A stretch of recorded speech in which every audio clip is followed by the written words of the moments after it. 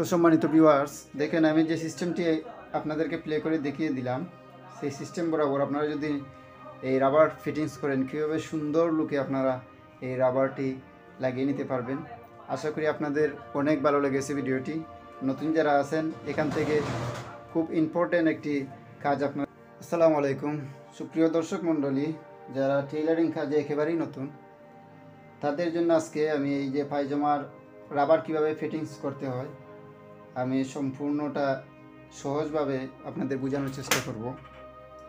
যারা নতুন যারা আছেন তারা মূলত এই রাবার ফিটিংসে খুবই এই রাবারটি সহজ ও সুন্দরভাবে ফিটিংস করা যায়। তো আজকে আপনাদেরকে আমি অতি সহজ ও সুন্দর পদ্ধতিতে আপনাদেরকে বোঝানোর চেষ্টা করব।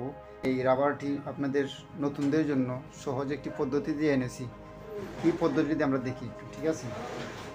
সর্বপ্রথম আমরা যে রাবারটি নিয়েছি এই রাবারটিকে মাথা দুটি আমরা জয়েন করে দিব।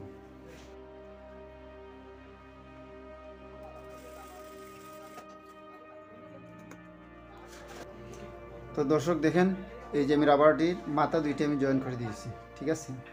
এই যে এখন আমি যে পদ্ধতিটি আপনাদেরকে দেখাবো সেই পদ্ধতিটি হলো রাবারের সাথে এই টোটাল কাপড়টি সমানভাবে বিছিয়ে থাকবে। আর তা কীভাবে আপনাদেরকে আমি একটি বুদ্ধি শিখিয়ে দিই। যেমন আমি রাবারটিকে আগে 4টি অংশে, ঠিক আছে, 4টি অংশে আমি ভাগ করব। এই যে দেখুন, আমি রাবারটির এখানে একটি দাগ মার্ক দিয়ে দিলাম। আর এইখানে তো সেলাই আছে, আর আমার দাগ মার্ক দেওয়া লাগবে না, ঠিক আছে? এই একটি মার্ক আর ওই একটি মার্ক, দুটি মার্ক হয়ে গেল। ঠিক মিডিল বরাবর আমি আরও দুইটি মার্ক করে নিই, মানে 4টি অংশে আমি রাবারটিকে ভাগ করব। এই যে দেখুন, আবার ওই পাশে আমি আরেকটি দাগ দিয়ে দিব, ঠিক আছে? এই যে দেখুন, ঠিক আছে, আমার কিন্তু 4টি দাগ দিয়ে দিলাম, 4টি মার্ক করে নিলাম। আচ্ছা আচ্ছা, এখন আমি ঠিক ওই যে পায়জামাটার কোমর আছে, কোমরটিকে আমি 4টি ভাগে ভাগ করব। যেমন ধরেন আপনারা এই যে দুইটি সেলাই আছে, দুইটি সেলাই আমার দুইটি মার্ক, আর ঠিক এই মিডিলে আর এই মিডিলে আমি আরও দুইটি মার্ক করে নিব। এই যে আমি আরও দুইটি মার্ক করে নিলাম, ঠিক আছে? একটু মনোযোগ সহকারে দেখুন। তারপরে আমি এই যে পায়জামাটিকে বাউ করে নেব, ঠিক আছে? বাউ সাইড আমি উল্টা সাইড ভিতরে দিয়ে আর বাউ সাইড বাইর করে নেব।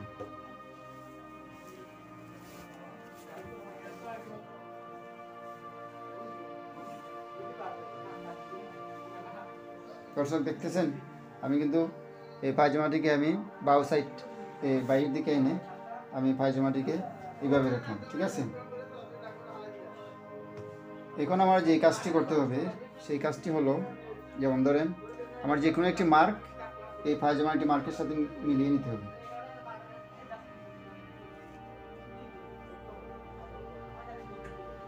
এই যে আমি এইভাবে মিলিয়ে নিলাম, ঠিক আছে? তারপর এই মার্ক বরাবর আমি সেলাই দিয়ে দিব, অ্যাটাচ করে নিব।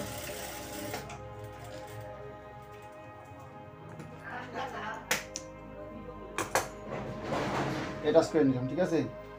এখন যে আরেকটি মার্ক আছে ওই পাশের আরেকটি মার্কের সাথে আমি আবার অ্যাটাচ করব। তো সেমভাবে আমি 4টি মার্কে আমি কিন্তু এই পায়জামার সাথে আগে অ্যাটাচ করে নেব, তারপর সেলাই।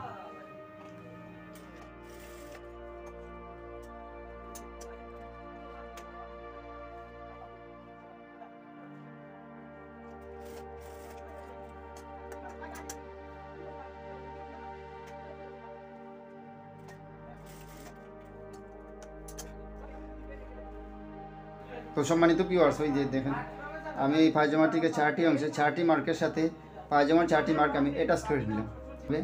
1/2 ইঞ্চি বরাবর সেলাই, এই সেলাইটা আমি আগে দিয়ে দিব, ঠিক আছে?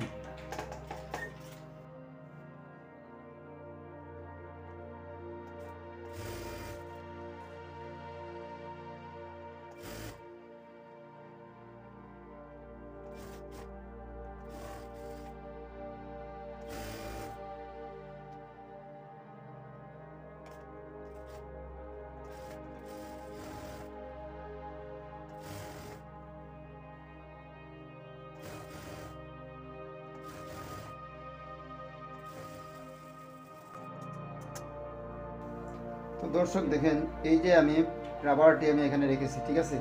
কোনো দিকে কি কোনো কম কিংবা বেশি এইভাবে এই রাবারের সাথে কাপড় ফিটিংস হয়েছে? না, কারণ আমি যে সিস্টেমটি আপনাদেরকে দেখিয়েছি, এই সিস্টেমটি মূলত সব দিকে একইভাবে কাপড়টি যাতে ছড়িয়ে ছিটিয়ে থাকে, সেই জন্য আমি এই সিস্টেমটি আপনাদেরকে আমি প্লে করে দেখিয়েছি, ঠিক আছে? এখন এই 2 নম্বর যে সেলাইটি আছে, মানে রাবারের সাইডে দিই, এই সাইড সেলাইটি আমি করে নেব।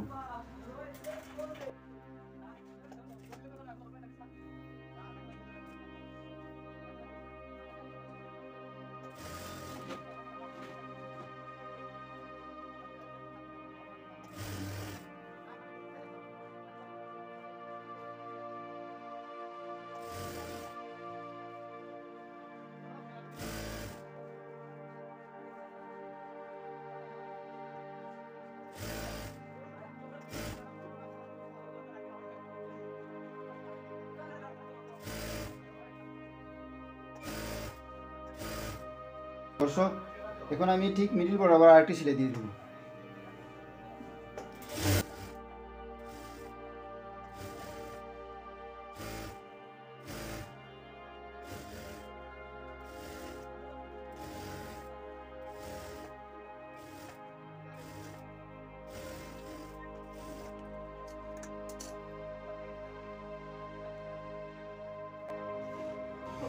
তো সম্মানিত ভিউয়ার্স, দেখেন আমি যে সিস্টেমটি আপনাদেরকে প্লে করে দেখিয়ে দিলাম, সেই সিস্টেম বরাবর আপনারা যদি এই রাবার ফিটিংস করেন, কীভাবে সুন্দর লুকে আপনারা এই রাবারটি লাগিয়ে নিতে পারবেন।